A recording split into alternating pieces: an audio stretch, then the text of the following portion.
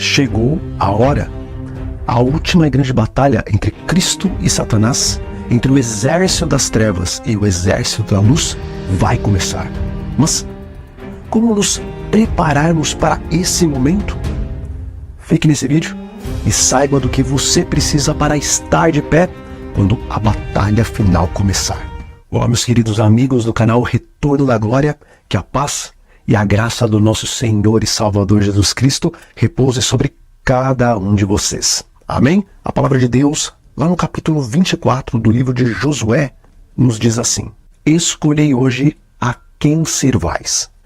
Meus queridos, o mundo está enlouquecido e, infelizmente, a grande maioria da igreja também enlouqueceu. Hoje, a insanidade tem apossado tanto dos cristãos como dos não cristãos e ela está impelindo multidões à ruína eterna. Existe um ditado que diz que louco é aquele que rasga dinheiro. Mas o Espírito de Deus me tem ajudado a compreender que aqueles que rasgam dinheiro, na verdade, não são loucos, mas eles possuem alguma demência, possuem alguma doença psicológica, alguma doença mental, a qual os impedem de compreender a realidade como as pessoas mentalmente sãs compreendem. E por isso, eles rasgam o dinheiro porque não têm mais noção do valor que aquele tem. Contudo, o verdadeiro louco, aos olhos de Deus, é aquele que rasga o dinheiro sabendo o valor que esse possui. O verdadeiro louco é aquele que conhece a herança eterna, a qual Deus nos promete, mas que por suas insanas atitudes de constantemente preferir o pecado em vez da obediência aos mandamentos de Deus, está, por assim dizer, rasgando o bem mais valioso que o ser humano pode ter, que é a vida eterna. Através da carta que o Senhor deixa para a igreja em Laodiceia, podemos compreender que a mesma condescendência a toda espécie de vício que predomina entre os mundanos e os torna tão obcecados por aquilo que traz tão somente prazer carnal, essa mesma condescendência tem predominado entre os professos guardadores dos mandamentos de Deus, porque o grande motivo para sermos mornos em vez de sermos quentes é porque nós temos amado os prazeres da carne a ponto de não nos entregarmos completamente a Deus para viver uma vida de completa santidade.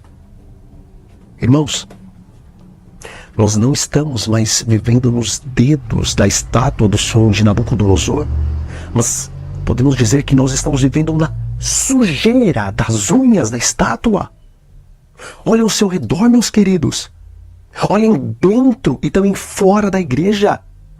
Compare o que está acontecendo em nossos dias com as coisas que estão descritas tanto na Bíblia como no Espírito de Profecia, e ninguém vai poder negar que Jesus está às portas.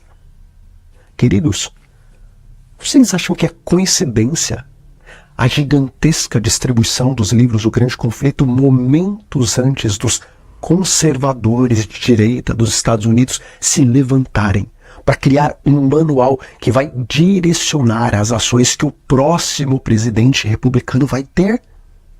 Será que é mera coincidência uma distribuição do livro Grande Conflito quando conservadores norte-americanos querem introduzir uma cartilha que defende a observância dominical em toda a América do Norte?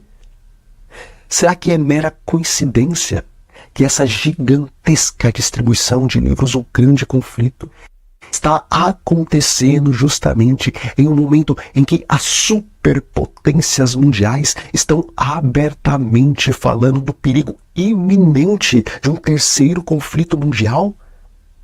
Será que a distribuição de milhões de livros O Grande Conflito ao redor do mundo, justamente no momento em que as nações clamam por um domingo verde, é apenas mera coincidência?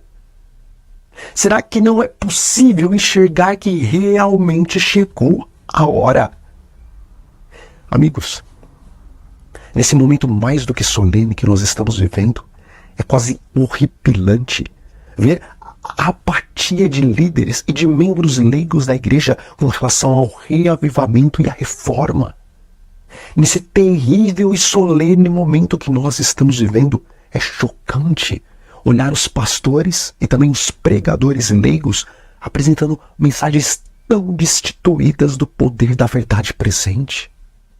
Despertem agora, meus irmãos, porque o exército inimigo ele já está alinhado e abastecido com mentira e com o autoritarismo para lutar contra os que guardam os mandamentos de Deus e têm o testemunho de Jesus.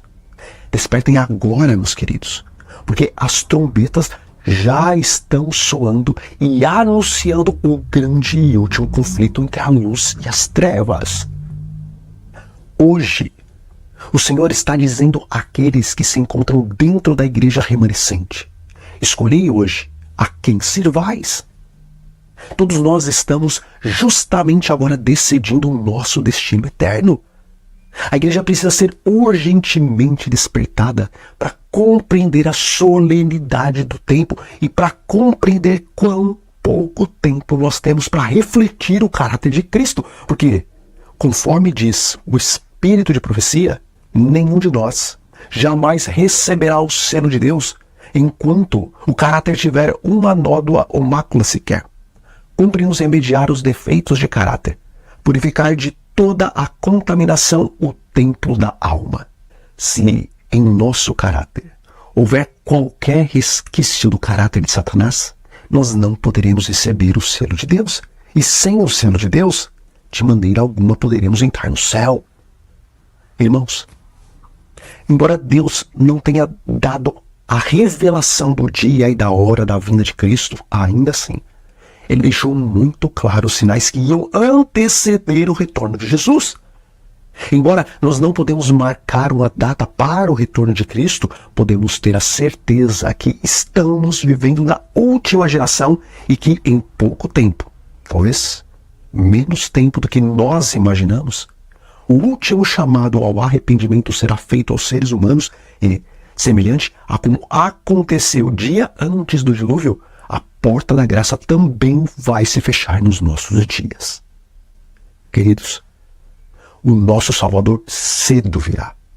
Sabendo disso, continuarmos dormindo é a mesma coisa que estarmos assinando o nosso atestado de morte eterna, porque quando nós lemos a parábola das 10 virgens, vemos que os adventistas que deixarem para buscar o divino azeite, o Espírito Santo, após a saída do decreto dominical, não terão tempo de achar e, semelhante aos ímpios, estarão do lado de fora desesperadamente pedindo entrada. E como os rebeldes, eles também terão que ouvir da boca de Deus que o Senhor nunca os conheceu. Todos aqueles que dizem ser servos de Deus devem viver e trabalhar pela salvação das almas como se cada dia fosse o último dia. Eu tinha um amigo muito querido, chamado Sidney. Ele realmente era um homem apaixonado por Cristo e pelas almas por quem Cristo morreu. Esse meu amigo é um missionário de verdade e que também amava pregar a palavra de Deus nos púlpitos. E aconteceu que a igreja onde ele frequentava fez um convite para ele pregar em um sábado, e na madrugada que antecedia ali a pregação, esse meu amigo acordou às 3 da manhã e ele não mais conseguiu dormir. Então, na pregação, ele relatou que das 3 em diante, ele passou a noite toda orando e por isso ele tinha ido mais preparado do que nunca para pregar naquela manhã de sábado. E queridos, as últimas palavras do Sidney antes da oração final foram essas: irmãos, prepare-se, porque vocês não sabem se amanhã estarão vivos. Então, depois de terminar o culto, o Sidney foi para a casa da sua mãe, almoçou, deitou no sofá, reclinou a cabeça dele no colo da sua mãe e nunca mais acordou. Amigos, não pensem que somente os outros podem descer à sepultura nos próximos dias, porque verdadeiramente, semelhante ao Sidney, podemos estar vivendo nas últimas horas dessa terra. E se o Senhor Jesus viesse hoje para nós, quem de nós estaria preparado? Irmãos, devemos falar em tempo e em fora de tempo do aparecimento do Filho do Homem nas nuvens do céu com poder e grande glória, porque se não fizermos isso agora, que ainda temos um certo tempo de paz, em breve, nós vamos ter que fazer isto sob as piores condições possíveis, sob as mais terríveis perseguições. E diz o espírito de profecia: ai de toda pessoa que não está buscando refúgio em Cristo. Ai de todos os que de qualquer maneira desviarão a mente da obra, induzindo alguém a ser menos vigilante atualmente. No sábado passado, eu estive em uma igreja que ficamos 40 minutos aqui da minha casa. E, irmãos, a mensagem que foi transmitida era tão destituída de urgência, que a sensação que sentimos era a de que Jesus só vai voltar daqui 1000 anos, no mínimo. Chegou a hora. Não temos mais tempo a perder. Não podemos esperar que os líderes dessa igreja passarão por um reavivamento para depois disso nós começarmos a buscar mais intensamente o batismo do Espírito Santo. Não podemos esperar que a maior parte da igreja desperte para começar a busca pelo batismo do Espírito Santo, mas esta obra de buscar o refrigério pela presença do Senhor deve começar individualmente. E para nos desviar dessa obra, para uns, o diabo ele vai apontar para uma parte da igreja e vai dizer que aqueles irmãos são um bando de fanáticos. E para outros, o diabo vai apontar para um outro grupo da igreja e dirá que aqueles irmãos são mornos e liberais. E dessa forma, Satanás vai conseguir fazer com que um irmão esteja julgando o outro irmão. E por fim, todos aqueles que permanecerem julgando seus irmãos serão juntamente com eles condenados e com Satanás e também os seus anjos. Olhem para Cristo, meus amigos. Busquem, procurem, batam insistentemente na porta do céu através de súplicas, através de clamores, implorando que Deus conceda a vocês o verdadeiro batismo do Espírito Santo, porque o simples conhecimento da verdade presente, sem estarmos cheios, transbordando da presença do Espírito em nossos corações, não poderá nos sustentar no tempo de angústia que se encontra logo à nossa frente. Mas o simplesmente conhecer a verdade presente e não ter o poder de Deus para viver esta verdade, tão somente nos fará mais culpados do que os outros. Em vez de recebermos poucos açoites, receberemos muitos açoites no dia do juízo final. Queridos, se eu posso dar um conselho para vocês neste momento, o conselho que eu dou é este: procurem irmãos que estejam dispostos a se reunirem nas primeiras horas da manhã para juntos orarem pelo batismo do Espírito Santo sobre suas vidas e sobre a vida dos demais irmãos da igreja. Minha esposa, eu e mais alguns irmãos temos feito isso. Temos nos reunido de segunda-feira a sexta-feira na igreja ou na casa de algum irmão para orarmos das 5 da manhã às 6 da manhã, suplicando a bênção de Deus sobre nossas vidas e sobre a vida dos nossos irmãos. E se eu posso resumir em uma frase o que está acontecendo em nossas vidas nessas últimas semanas, então eu digo essas palavras: nunca experimentamos o poder de Deus em nossas vidas como estamos experimentando agora.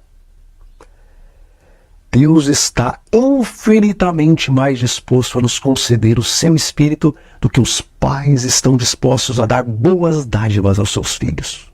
Portanto, todo aquele que pedir vai receber. Mas aquele que não começar a pedir a bênção de Deus agora, talvez, não terá a oportunidade de fazer isso mais tarde. Amigos, o caráter de Cristo deve ser o nosso caráter. E a única maneira de termos um caráter semelhante ao de Jesus é buscando incessantemente o batismo do Espírito Santo. Bom, nós vamos ficando por aqui. Mas se vocês querem assistir a um vídeo espetacular sobre as profecias bíblicas, então cliquem no ícone que vai aparecer aqui na tela, ok? Então, um grande abraço a todos vocês e um ótimo vídeo. Amigo, clique nesse ícone ao lado e assista a um vídeo imperdível sobre as profecias bíblicas. Prepare-se, breve Jesus voltará.